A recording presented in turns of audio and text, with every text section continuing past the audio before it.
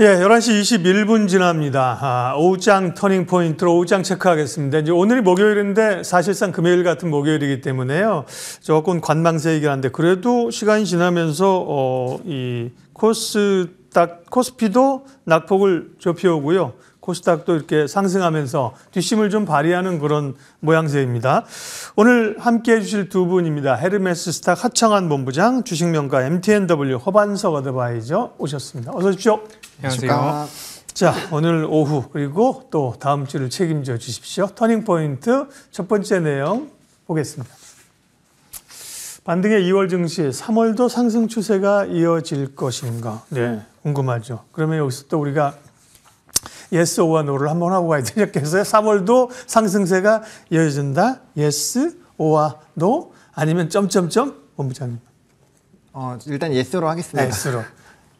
지수 관점에서는 노로 하겠습니다. 아, 그래. 노하기 어려운데 쉽지 않은데 지수 관점에서는 전략상. 그러면 네, 하창한 본부장님은 3월에 상승 흐름이 이어질 수 있다고 하는 근거는 무엇인지 또 어떤 게 좀 체크 포인트인가요? 사실 이제 상승이라고 말씀을 드리긴 했지만 점점점에 이게 좀 근접한 상승이라고 일단 말씀을 드리고 싶고요. 꼬리를 내리세요. 그 꼬리를 내리는 게 아니라 그러니까 이제 적어도 현상 유지는 좀 진행이 되지 않을까라는 관점에서 일단 상승으로 말씀을 드렸는데 일단은 그렇게 말씀을 드리는 이유가 우리나라 증시가 작년 11월부터 상승을 하기 좀 시작을 했었던 주 요인은 이제 수급적인 부분인데 네. 지금까지 쌓여있는 뭐 프로그램 매수, 그다음 외국인 뭐 선물 같은 경우 변동성이 좀 나올 수 있지만 현물 같은 경우는 16조나 지금 들어와 있는 상황이거든요. 그러니까 사실상 그 물량이 단기간에 나가기가 굉장히 어렵다라는 점이고요. 특히나 이제 1일에 그러니까 월요일에 밸류업 프로그램에 대한 얘기가 나오면 사실 실망감이 있을 때 좀 지수가 일부는 쉬어가는 흐름들이 있었지만 약간 좀 강제성에 대한 발언들이 나오게 되면서 또 이제 저PBR 관련된 종목군들이 굉장히 좀 강하게 움직임이 나타났고 그때 또 외국인의 수급이 강하게 들어왔거든요. 그러니까 이제 외국인의 수급의 매력도의 주체는 결국엔 기업 밸류업 프로그램이라는 거고요. 그렇게 봤을 땐 적어도 5월 달에 있는 2차 세미나와 그다음에 이제 상반기에 나오는 그 가이드라인 정도는 좀 확인을 하려고 하지 않을까라고 생각을 하고 있습니다. 이게 수급적인 측면에서 본다라고 했을 때 작년 11월부터 올라오고 눌리고 올라오는 이 흐름이 두 번이 있었는데 그때 개인들은 거의 다 매도를 했어요. 한 19조 정도 매도가 나왔고 기관 같은 경우도 물량 자체를 8조 수준에서 2조까지 줄이면서 한 6, 7조를 좀 정리를 했거든요. 근데 외국인은 전혀 그런 흐름들을 진행하지 못했고 최근에 일본 증시 같은 경우도 뭐 물론 거기는 준비를 엄청나게 오래 하긴 했지만 해당 부분에서 좀 재미를 많이 봤단 말이에요. 그걸 우리나라에서 좀 누려보려고 하지 않을까라고 보고 있고 또 중국 양해에서도 어느 정도 좀 반등 흐름들이 나타나지 않을까라고 기대감이 있어서 그런 부분으로 봤을 때는 조금은 뭐 상승 쪽으로의 뭐 그렇게 큰 폭의 상승은 아니지만 적어도 현상 유지 흐름들은 유지가 되지 않을까라고 보고 있어서 일단은 좀 긍정적인 부분으로 말씀을 드리도록 하겠습니다. 추가 상승 모색.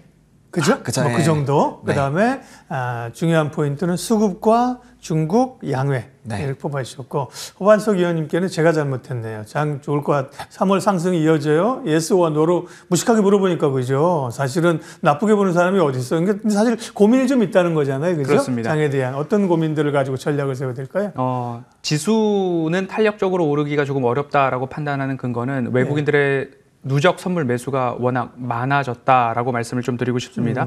지난해 연말 11월, 12월 동안에 외국인들 선물 누적 매수가 8조 4,700억 원가량 들어오면서 평균치인 5조에서 6조 원을 상회했구나. 그러면 외국인들의 매수가 정말로 강하다. 현 선물 동반한 매수 중에서도 선물 매수가 8조 4천억 원 이상 매수가 들어왔기 때문에 연초부터 시작해서 글로벌 증시는 기간 조정을 거치는 와중에 우리 증시는 가격 조정을 거쳤는데 그 가격 조정의 핵심적인 근원지가 바로 외국인들의 선물 누적 매수가 너무 많았기 때문에 외국인들 선물 누적 매도가 쭉쭉쭉 흘러내려오면서 우리 증시는 기간 조정이 아닌 가격 조정을 거쳤다. 그러면 다시 한번 바닥을 찍고 외국인들의 선물 전환이 나온 시점을 1월 22일입니다. 1월 22일 기점으로 해서 지금까지 전일까지 외국인들의 선물 누적 매수 규모가 6조 5,200억 원을 기록을 했습니다.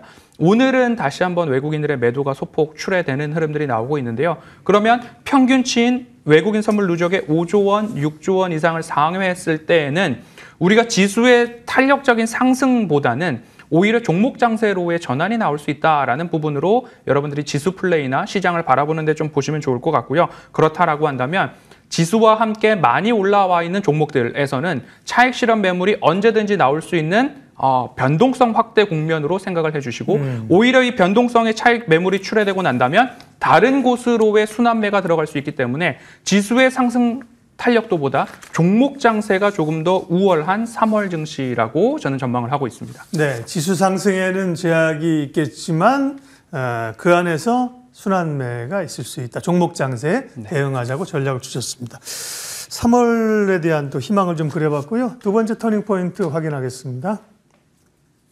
조정받는 반도체주 오후장에 반전이 있을까? 벌써 반전이 있는데요? 보니까 좀 보면 삼성전자 하이닉스는 약보합이고, 보면 아침에 좀 약했는데 지금 반도체주들이 상당 종목 뭐 플러스로 돌렸고, 그죠? 어제 강했던 종목도 낙폭을 좁혀오면서 이미 좀, 반전을 하고 있어요. 반도체 관련해서는, 네, 허관석 의원님. 전략 내지. 그동안도 이제 HBM도 얘기하셨었잖아요. 그렇습니다. 다시 한번 전략이나 뭐 소테마 좀 얘기해 주십시오. 반도체 중에서도 차익 매물이 나오는 쪽들은 또 강하게 나오는 반도체들이 있고요.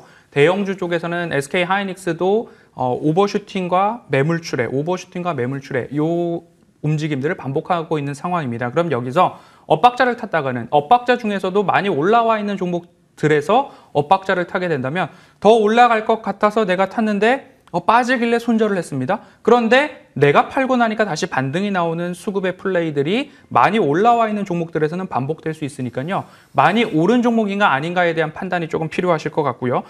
외국인들의 수급 반전이 일어나야 하는데 우리는 오늘 앞서서 금요일 같은 목요일이라고 말씀을 주셨습니다. 그러면 3.1절 연휴 그리고 미국에서는 이제 양당이 일정 부분 합의를 해서 셧다운 이슈에 대한 우려를 조금 낮춰가는 모습이지만 1월과 3월 1일과 8일까지 셧다운에 대한 우려가 아직까지 상존을 하고 있고 괜히 여기서 또 선거와 관련된 이슈 때문에 미국의 신용 등급과 관련된 발언들이 조금씩 나오게 된다면 많이 올라와 있는 지수의 위치이기 때문에 차익 매물의 빌미가 될 수 있더라. 금요일 같은 목요일 이번 주 마지막 거래일에 너무 공격적인 매수보다는 조금 보수적으로 보시고 많이 오른 종목보다는 아직까지 아래에 잠자고 있는 종목들이 있을 수 있습니다. 하지만 이제 실적 발표 기간들이 모두 다 마쳤기 때문에 제가 반도체 중에서 조금 묵묵하게 올라갈 만한 종목들을 꼽아본다면 ISC 같은 경우에도 추세 저점에서 반등에 대한 모색을 나타나고 있기 때문에 수급 분산이 나타날 때 이런 종목으로의 반등 가능성들 열어놓고 보실 수 있겠다 말씀드리겠습니다. 그러게요. 미국 연방정부 예산안은 뭐 사실은 연말에 안 되면 연초 해결되는 게 과거의 그 경험이었는데 지금은 뭐 1년 내내 예산안 가지고 그죠? 계속 연기하고 지금 3월에 그 이슈도 좀 있긴 합니다.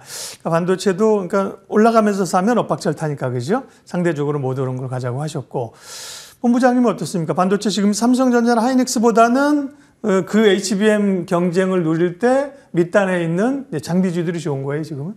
뭐 지금 포인트에 따라서 그렇게 보실 수도 있지 않을까 싶은데 저는 어쨌든 간에 반도체 쪽에서는 여전히 좀 대형주에 만약에 포트 형성이 안 돼 있다라고 한다면 대형주를 여전히 우선적으로 보시는 게 맞지 않을까라고 보고 있고요. 근데 이제 단순히 트레이딩으로만 접근을 하신다라고 한다면 뭐 소형주 또는 단으로의 좀 접근이 훨씬 더 좀 유리하겠죠. 물론 포지션을 잡기에 하이닉스 같은 경우 좀 상당히 높게 올라온 부분들이 있어서 현재 시점에서 대형주를 보신다면 삼성전자로 포지션을 잡으시는 게 맞고요. 다만 이제 앞서서도 얘기해 주신 것처럼 이제 지수 플레이 쪽으로의 좀 어려움이 나타날 수 있기 때문에 삼성전자는 반도체에서도 좀 대장 역할을 해주고 있었지만 요즘에 HBM에서는 조금은 왕따를 당하고 있지만 이제 지수단에서 봤을 때는 아무래도 영향을 많이 줄 수밖에 없는 종목이거든요. 그러다 보니까 지수의 상방이 좀 막히면 삼성전자의 움직임도 조금은 둔해질 수 있습니다. 그래서 기간의 여유만 조금 잡으신다라고 한다면 대형주 단에서 삼성전자 저는 충분히 괜찮은 선택이지 않을까라고 생각을 하고 있고요. 또 단기적으로 눌림목이 좀 나왔기 때문에 충분히 접근이 유효하지 않을까라고 보고 있고 물론 뭐 이제 파운드리라든지 쫓아가야 될 길은 멀고도 멀었지만 삼성전자가 이대로 도태가 될 거라고는 생각을 하지 않고 있기 때문에 뭐 그렇게 기회 모색하셔도 좋을 것 같고요. 그다음 소형주 단에서는 사실 HBM이나 뭐다 이렇게 딱 정해놓으실 필요는 없을 것 같습니다. 최근 기조 자체가 뭐 HBM이라든지 뭐 온디바이스라든지 여러 부분 안에서 계속적으로 순환매가 나오고 있기 때문에 수급이 쏠릴 때 좀 빠르게 대응하시는 영역으로 접근하신다면은 뭐 충분히 또 장비단으로 그렇게 국한시키지 않고도 충분히 좀 이 반도체의 흐름들을 누려보실 수 있지 않을까 정도로 좀 정리를 드리겠습니다. 마이크론이 HBM3E를 이렇게 양산하겠다. 좀 바뀌긴 해요. 뭐 개발하겠다가 아니라 그러죠. 납품하겠다 이렇게 나오는 것들은 그게 시장이 커지는 징조이기 때문에 국내 SK 하이닉스나 뭐 이런 장비주들에게 호재입니까? 아니면 또 막강한 경쟁자들이 있어서 단기적으로 부담스러운 요인입니까?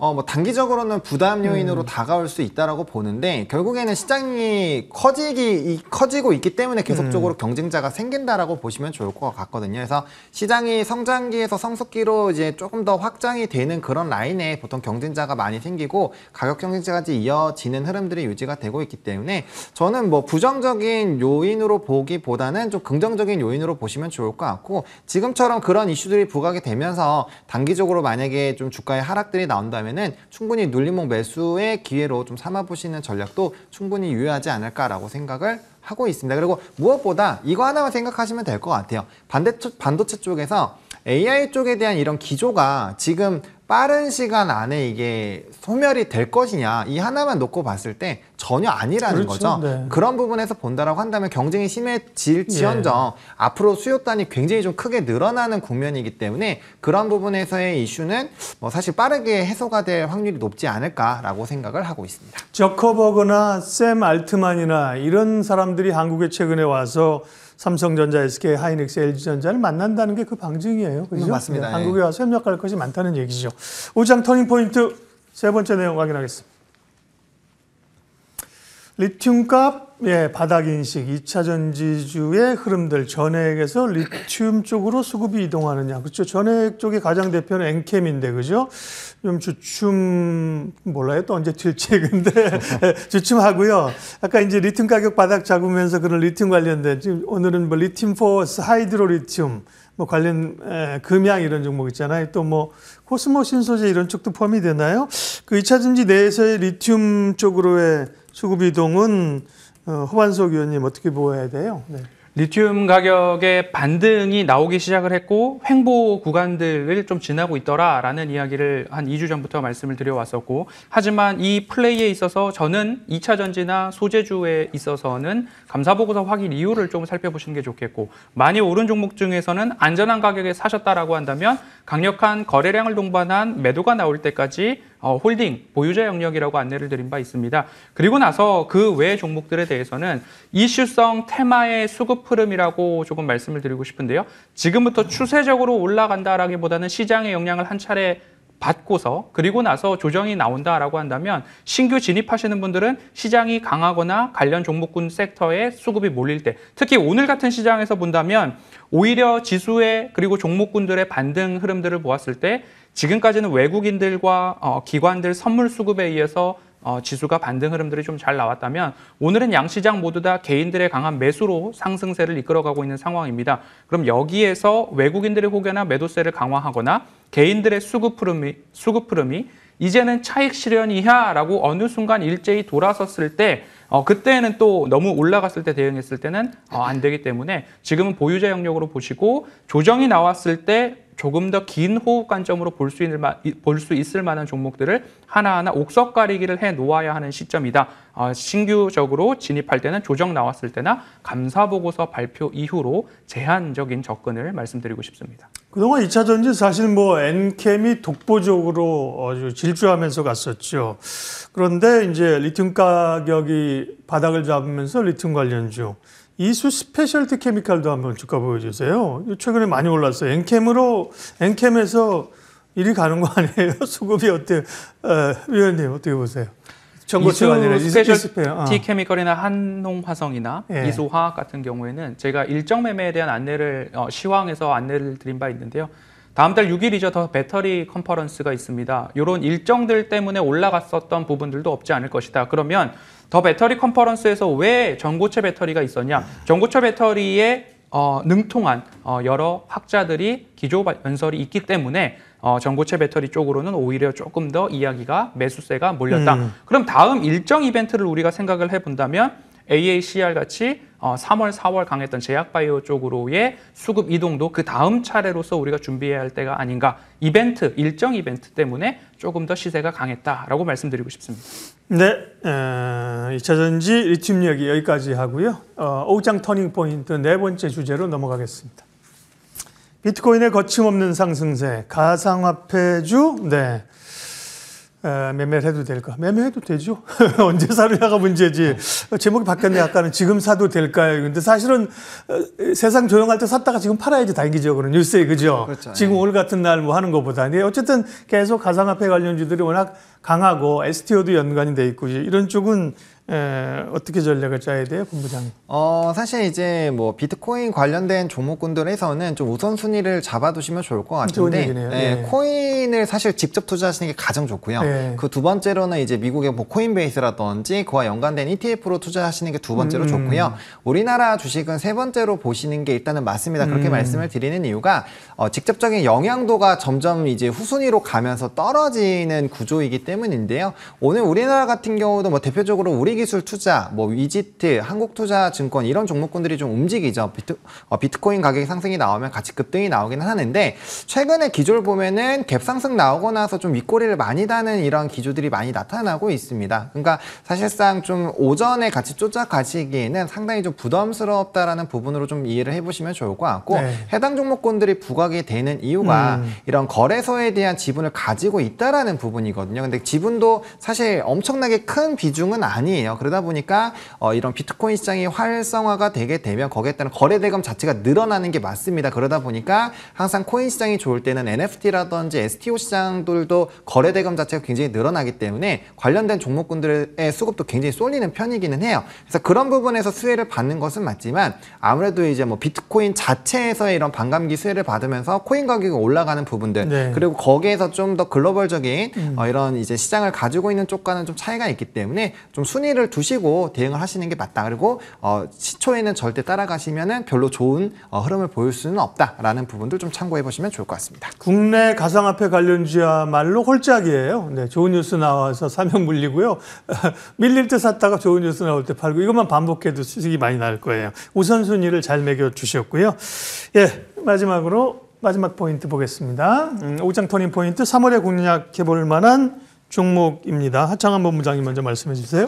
네, 저는 사실 폴라리스 오피스를 좀 준비를 해왔는데 오늘 엄청 강하던데? 네, 지금 주가가 네. 말씀드리고 나서 지금 25% 정도까지 지금 상승이 나온 상황입니다. 사실 네. 제가 바라보고 있었던 상방은 목표가가 8,500원이고 뭐 2차로 본다면 전고점도 충분히 좀 돌파가 가능하지 않을까라고 보여지고 있는데 현재 주가가 상당히 많이 올라온 상황이기 때문에 매수만 조금 다르게 말씀을 드리도록 하겠습니다. 일단 오늘 같은 경우 온디바이스 AI 관련된 이런 소프트웨어 출시 관련된 이벤트가 부각이 되면서 좀 주가의 상승이 나타나고 있다라고 보시면 좋을 것 같고요. 또 저커 보고 온 거랑 또 엮여가지고 얘기도 되고 그러더라고요. 네. 그렇기는 합니다만 그것보다는 이제 온디바이스 자체적인 이런 오피스 개발 쪽을 조금 더 집중을 해보시면 좋을 것 같습니다. 사실 이전에 리포트들을 좀 살펴보셔도 해당 부분에서 뭐 LLM을 좀 연계한 이런 오피스 출시라든지 그런 개발 부분에 대한 내용들이 상당히 나와주고 있었던 상황이거든요. 근데 그게 이제 실질적으로 진행이 되는 부분으로 좀 부각이 됐다라고 보시면 좋을 것 같고요.